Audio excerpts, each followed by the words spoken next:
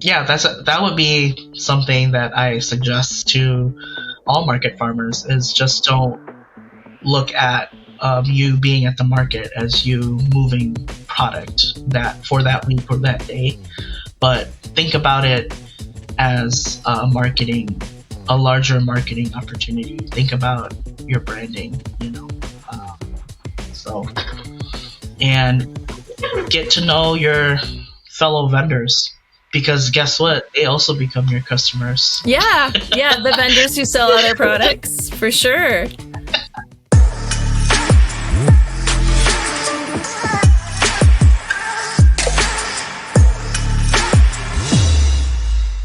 Hello, everyone. Today I am speaking with Tracy Yang of JARN Co Flowers. Tracy is a first-generation Hmong-American and second-generation flower farmer.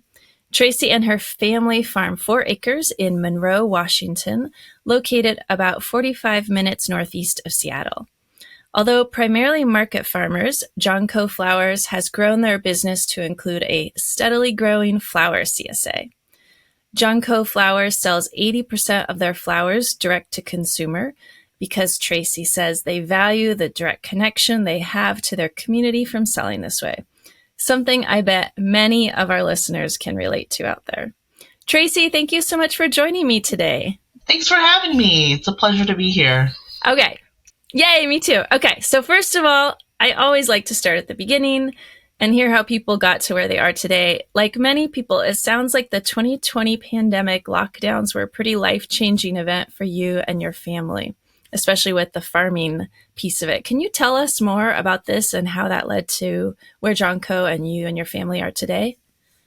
Yeah. So how I became a farmer is like by complete accident, and like you mentioned, it was really like the COVID-19 pandemic. It put me out of a job. I had a career in fitness. I was a personal trainer and massage therapist, and I had an 8-year career in that. And then, of course, pandemic happens, everything shuts down. So I lost my job. But my sister, she got married and moved out to the Seattle area. I want to say 20 or a little over 20 years ago now. And since then, my mom has been out here seasonally. So she comes every season to do the flower business with my sister. But, with COVID-19, all the farmers markets over here, they were shut down. So being primarily market farmers, it was like, oh, wow, like we have thousands and thousands of flowers in the ground. No way to move this product. What do we do? So, and on top of that, nobody was, at least among farmers, nobody was on Facebook. Nobody was on Instagram. Nobody had social media. So that changed everything for the Hmong farmers too. So, my sister's like rushing and trying to throw together these social media profiles. And that's pretty much how we were selling our flowers was, hey, we're doing daily posts like this is what we have. Comment or send us a message, and we'll do contactless delivery. If you're not in the Seattle area, something about the Seattle area is that traffic is a huge mess. So with that, driving is just something that my sister does not like to do very much. So she was like, I will harvest my flowers and I will make all the bouquets possible. I will not drive. I will not deliver. But, everybody was like, well, how else are you going to get your flowers to people? So that's where I come in. Okay. And she's like, well, Tracy's not doing anything. She could be my delivery person. So, yeah, I was like, okay, sure, because she was right.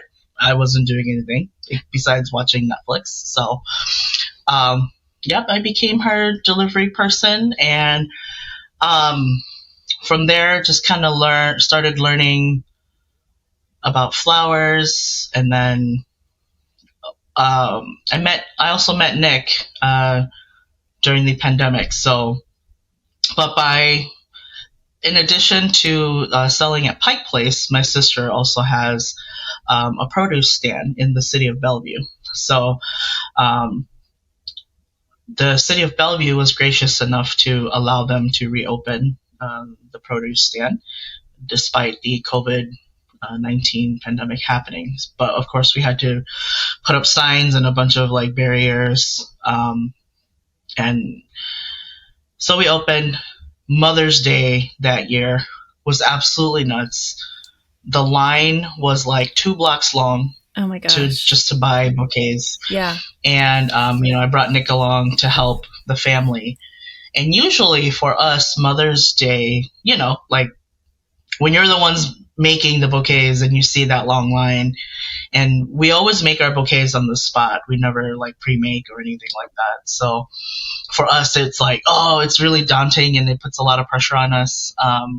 But for Nick, he was the face, he was the front man handling all that. He was like, this is so fun. We should do this. And I was like, are you kidding me? Like, no thanks. I don't want any part of this. And I was hoping that my mom didn't hear, because I knew that if she heard, she would tag along with that sentiments. But of course she heard. So she was like, yes, you guys totally should. So they bugged me for about like a month or two after that about, joining the family trade and becoming a farmer. And I finally caved and was like, all right, I'll make you guys a deal. I'll give it 1 season. If I don't like it, you guys drop it and we just move on with our lives. But if I do like it, then we'll continue. All right, so they agreed. Obviously, turns out I liked it. So I'm still here, right? This is season 4 for us. So here we are. We're doing all right. Is this the same farm that your sister and mom were running, or did you and Nick start your own? Is JARN Co your own separate operation? JARN Co is our own separate operation. But of course, I say separate, but if you were to like actually run a day in the life with us, you would see that it's pretty much an extension of the family business. So yeah, that's just kind of how it works. So are you on the same land then that your sister and mom? No, we're on a different land. And that's actually something that I think a lot of BIPOC growers deal with, which is land access. So I don't I don't own my farm. I lease my farm. So, and that has its own challenges, but yeah. So that's kind of, so like, could I, if there was land available where my mom and my sister are currently set up, yeah, I totally would have been like, yeah, let me just go right there next to you guys. But there wasn't. So we had to, that was a whole hunt in and of itself too. But yeah, so we just ended up establishing in Monroe, and everything happens for a reason. And I actually think it's kind of actually worked out in terms of like the whole scheme of things. Yeah. Mm-hmm.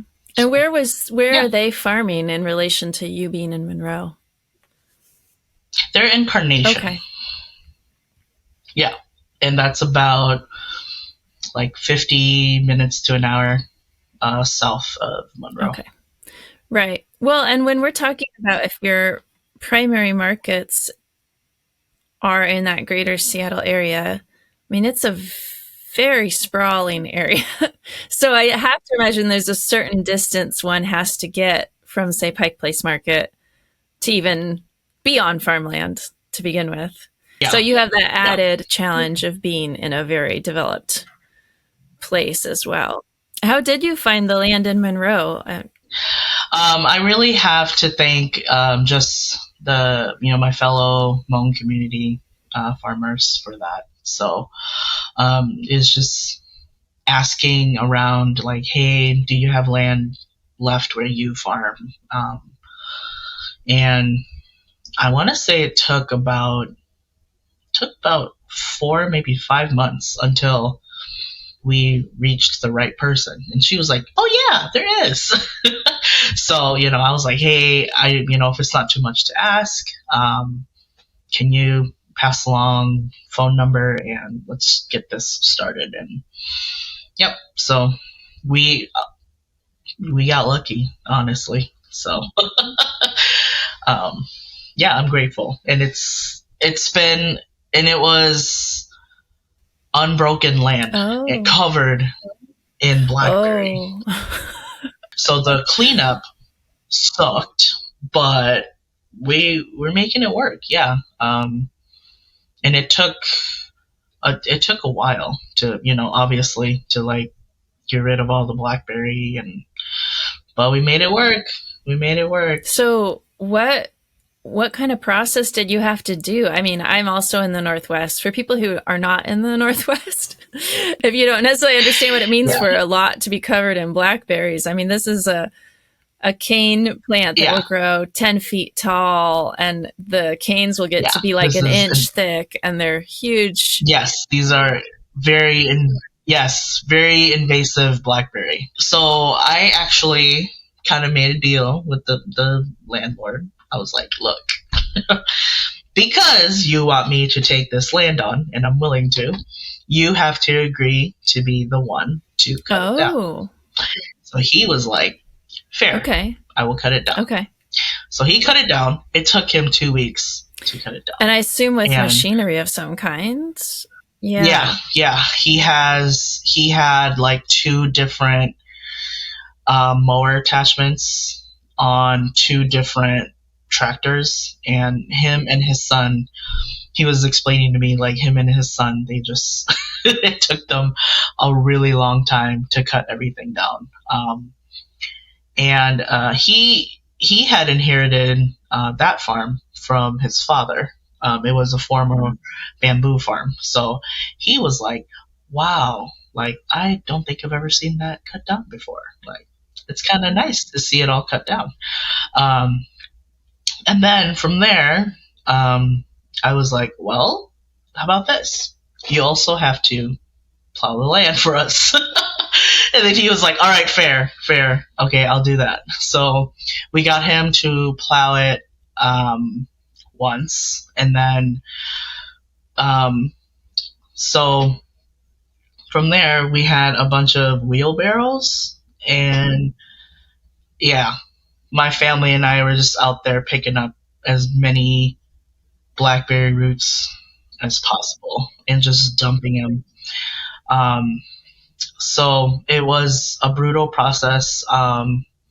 We had to, some areas we dug by hand.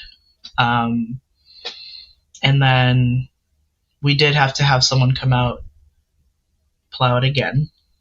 And then after that second time, we were like, all right, that's going to have to do for the first season, planting on this land. And then, we tilled it, and then just kind of left it as is. And then whenever if we encounter another like huge chunk of roots again, we just hand dig. So that's kind of how it's been. It's just been like a slow battle, cutting it back. Yep. And then when we're weeding, you will see like little leaves poking up. Cut it down right away. Don't give it the energy that it needs to, continue growing. So that's still an ongoing battle, but I think it will always be because, like you're from the Pacific Northwest. You've seen how they will just come back. Yeah, that's why I was like, that's forever an ongoing battle for us. But it's where it is now compared to where it was 4 seasons ago is way better, much, much better than it was when we first started. Yeah. I mean, I look at your Instagram and your website and you have a beautiful flower farm. So yeah, I mean, it's not just like a blackberry mess. That's quite a testament. That's a big project. Yeah, no, it took a lot of work, but yeah, we made it work. And Uh-huh. we don't plant, we don't use landscape fabric or plant in fabric at all either. So yeah, it's just staying on top of that, the mowing, the upkeep, as best as possible. So With what I know about blackberries, it's probably actually a good idea because they could grow under there and you wouldn't know. mhm. Yeah. Yeah, yeah, They have a way of creeping in when you're not looking. So that might be more work, but probably in the long run will serve you well, being able to see them every time they pop up. So what is the soil type like there now that you've liberated this land from the blackberries and are cultivating again? What's the farming condition for you now? yeah. It's very sandy soil. Which probably helps actually with the blackberry removal. hmm Very sandy soil. It does have, it actually doesn't have as much trouble retaining moisture as much as I initially thought.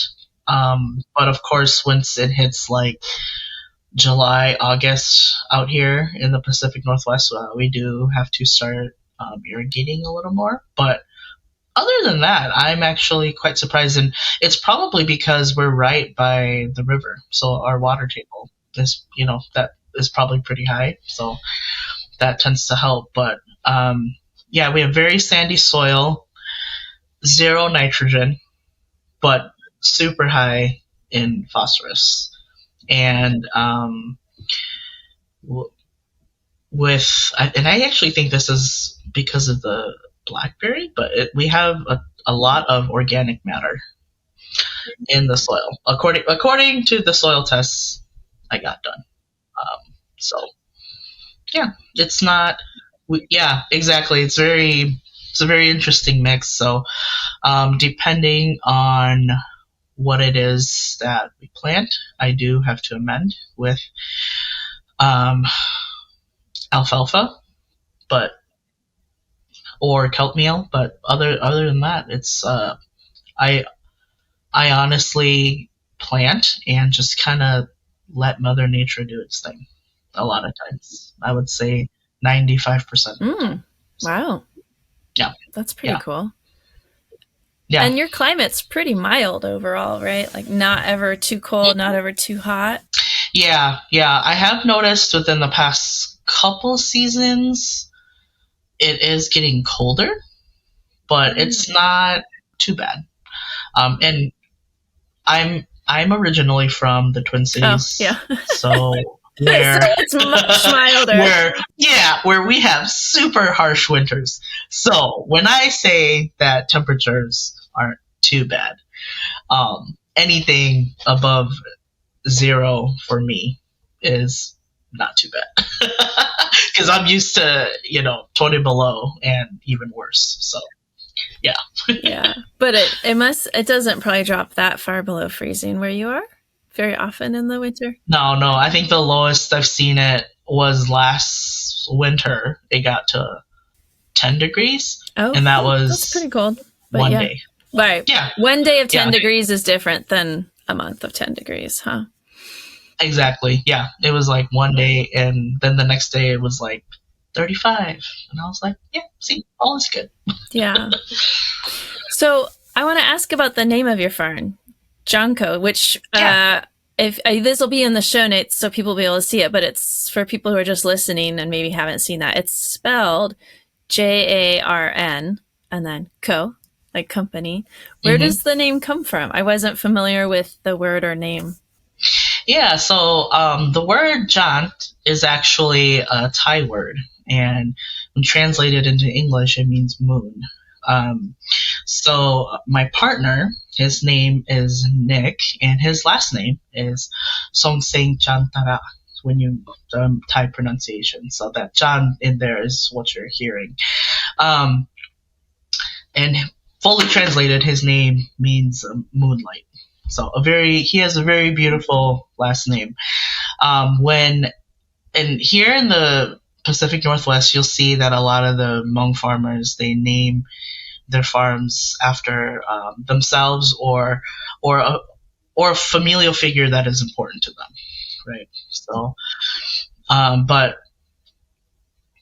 Nick was like, "Oh, well, what do you think about this, Tracy? Instead of a Hmong name, why don't we change it up and put a Thai name in there if you are okay with that?" And I was like, "I'm totally okay with that. I think that's really cool." So, yeah, the name stuck, and it certainly does help us stand out, not just amongst Hmong farmers, but I think, just amongst farms in general. And here we are. So, yeah, that's kind of the story of how we got our name, JARN Co Flowers. And I think we settled on, instead of just like John Family Flowers, we decided on Co because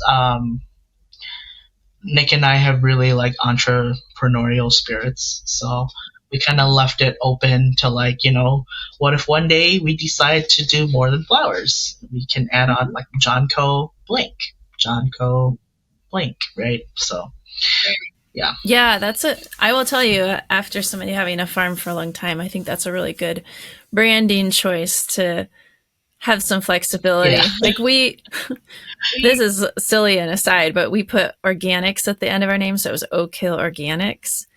And then it like took away all our flexibility to whether we wanted to stay certified or not. Oh, And it was, yeah. there were years where we were like, we really don't want to be doing this, but we legally had to. So just, if you're thinking about a name out there, folks, for your farm, this is a good point from Tracy. Think about all the possible things you might want to do or not do with that name, because farms and businesses, they sure can evolve a lot. I think that's an excellent point.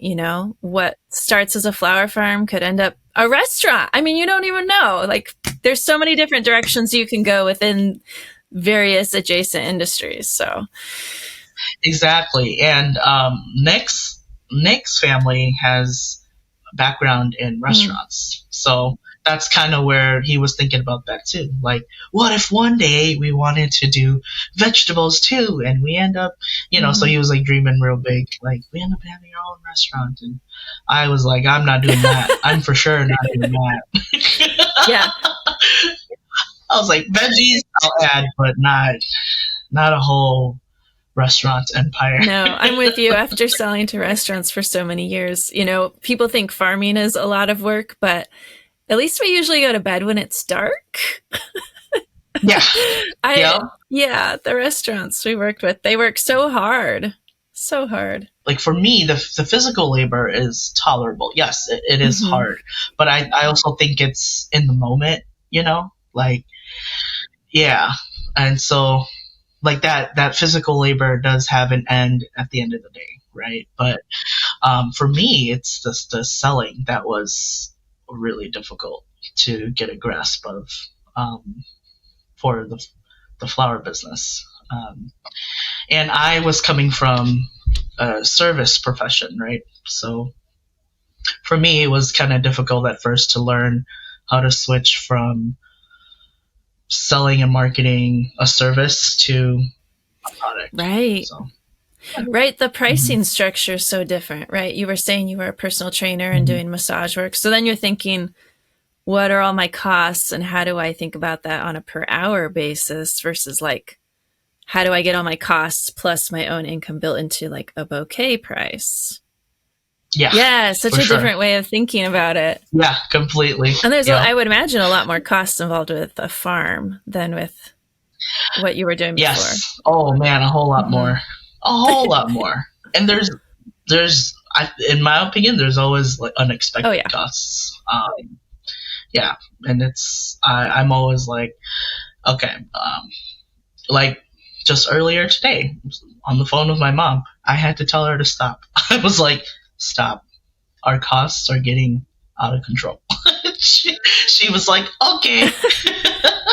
Yeah. This time of year, is it, what kinds of costs are coming up for you all? Is it seed and amendments that are coming up right now, or? Yep, seed amendments. Oh, because this is And then January, everybody, just so you know when we're doing this interview. So very much yeah, winter. yes, seed amendments. If there's any structures we are building, that will be discussed during this time as well.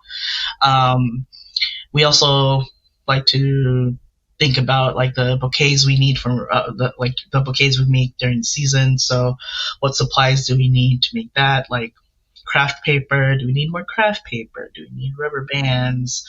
Um, we just like to get as much of that before the season starts because it just from past experience, it really sucks to like run out in the middle of the season and then you have to, it's like one more thing in your schedule that you have to just kind of work into like needing to restock it. Yeah. So, So yeah. you're right now you're trying to anticipate sort of the season's needs ahead of time so you can just go. Yes, Okay. exactly.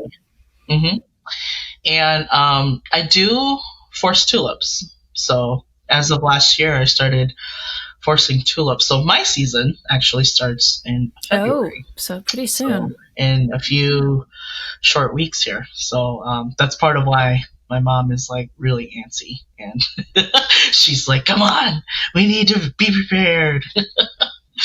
Yeah. So I had to be like, Mom, stop. We don't need that. We'll be fine. Okay. Yeah. Yeah. Backtracking a little to sort of the timeline of your farm. So you got looped into the family farm in 2020. When did you and Nick get on your own land? Was it that same year or was it the next year? It was that same year. It was like after, like towards the end of, I want to say, like September. So you two really dove in. We did. Okay. I don't recommend anyone do it the way that I did. Please don't. Because it was just so fast between decision and doing it, or? Yeah, it was so fast, and you can burn out really quickly. You can start to hate it really quickly. The financial burden of doing that can be really daunting. I honestly think if my family wasn't involved in the business, like if it wasn't a familial venture for me, I would have started small. I would have been like quarter acre. Yeah. It's 4 acres that you have, is that right? It's 4 acres. We don't ever plant all 4 at the same time. So yeah, if you come, for anybody that ever comes look at the farm, you'll never see it's never 4 acres all at once. That's in production, and that's on purpose because you need to save room for succession planting, and you need to think ahead of the forthcoming season, right? So if I, like for example, right now I have all my spring flowers planted on one side of the farm, and then I'll have my perennials on a completely different area, and then I have a whole another section that I'm like planning out for. All right, so while the spring flowers are blooming, this area over here needs to be planted for production next, right? So it's one big rotation of the 4 acres. That makes sense. So yeah. Yeah. And as far as your sister and your mom, it sounds like in the timeline you were talking about, did your sister start the farm out here 20 years ago when she moved out? And how much involvement or exposure did you have to all this before 2020? Is it something that you were just kind of around, but you didn't necessarily engage with, or you grew up with it, or it was a little later? Yeah, my sister actually inherited the business. So she married into the family. They've already been doing it for 20 years out here in the Pacific Northwest. So her in-laws were originally a part of the project that the King County and Pike Place Market sponsored in the 1980s. They were a part of that project. So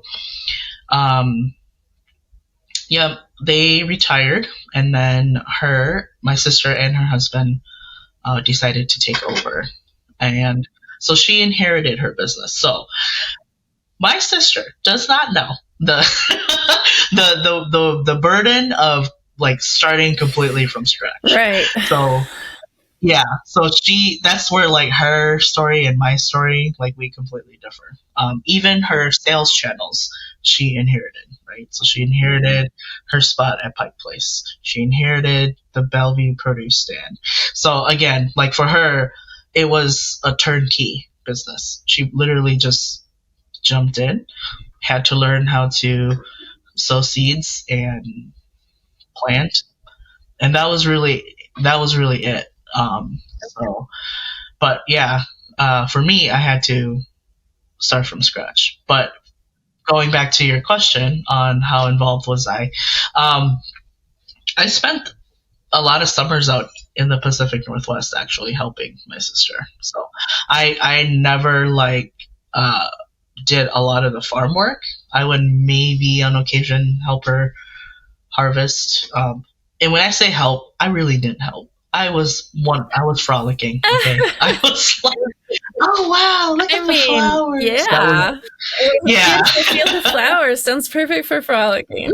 yeah. I would be like, oh wow, look at the flowers.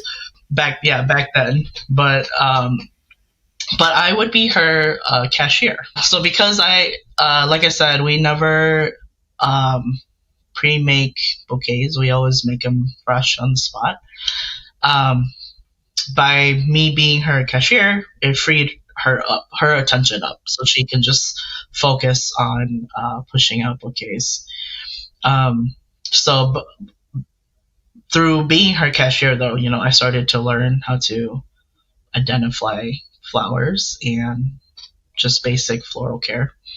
Uh, Things that you would need to explain to a customer. I learned from the years of being her cashier.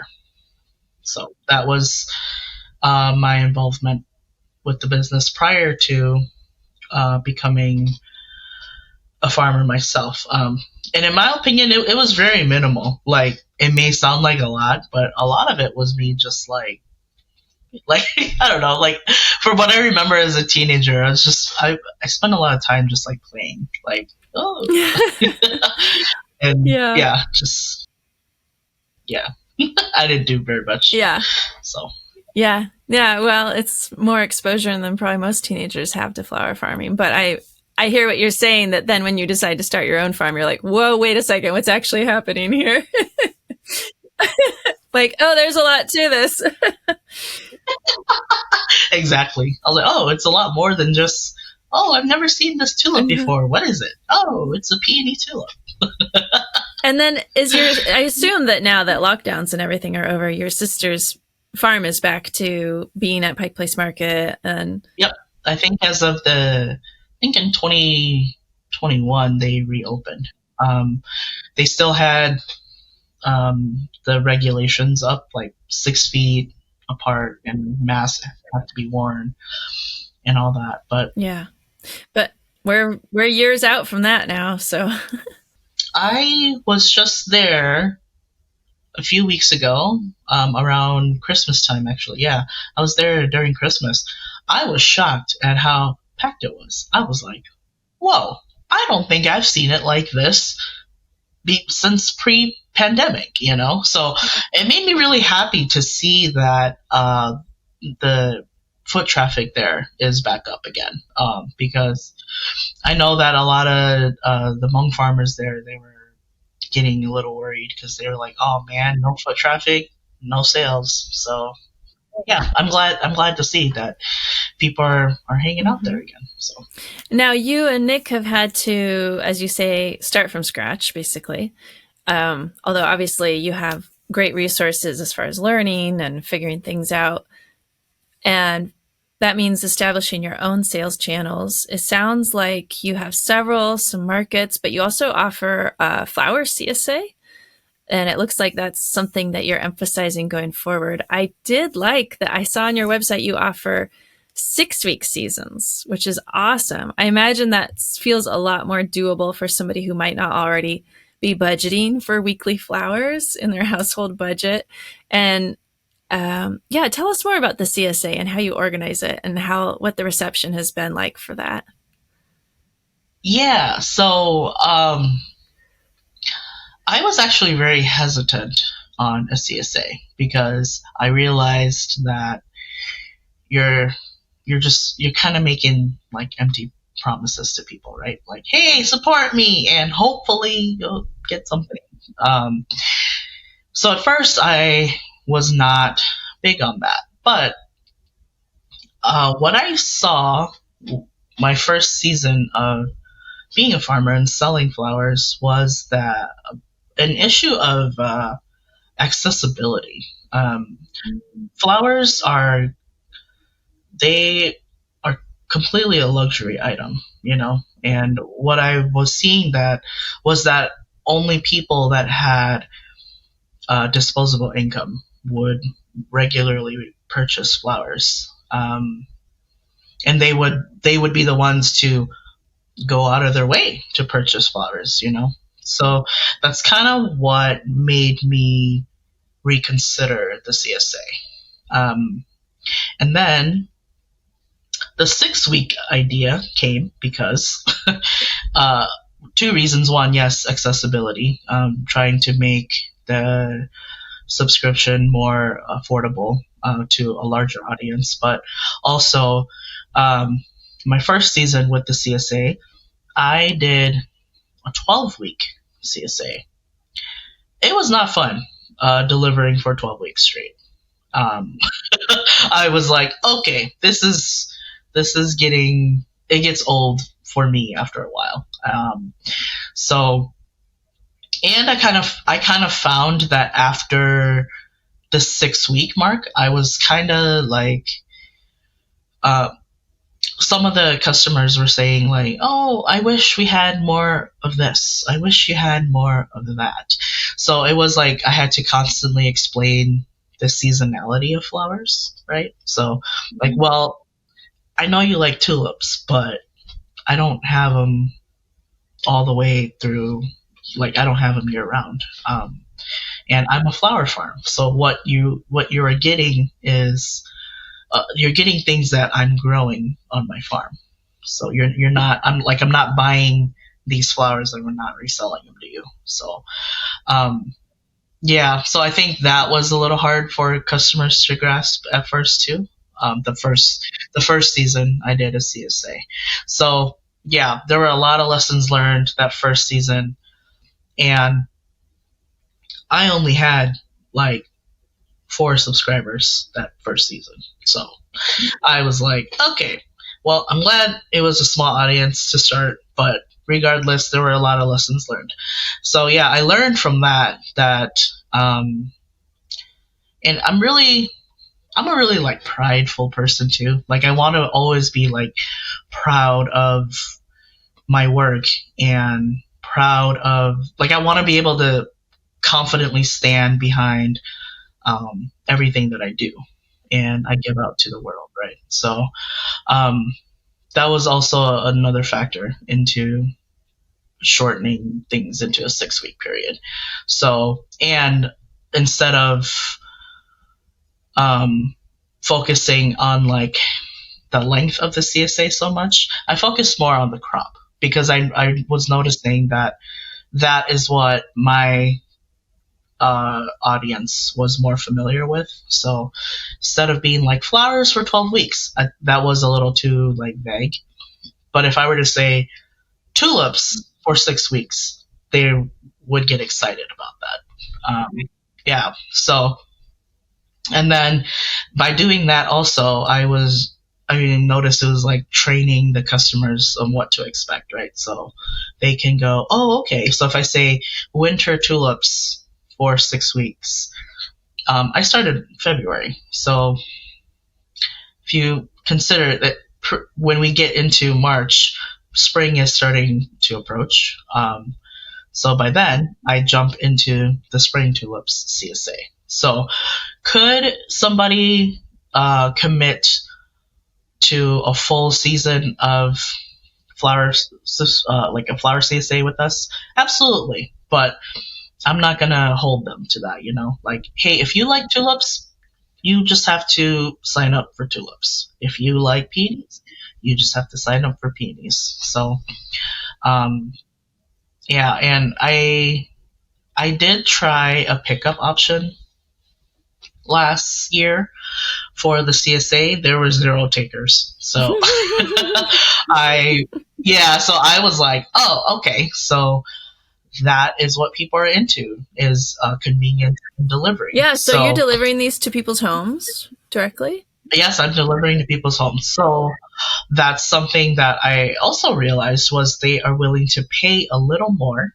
for me to deliver than a cheaper price and be like, hey, you have to come here and pick it up every week. So it worked out. And ever since I started doing the 6 week delivery period, like the 6 week period for CSAs, I actually think I've gotten a better response.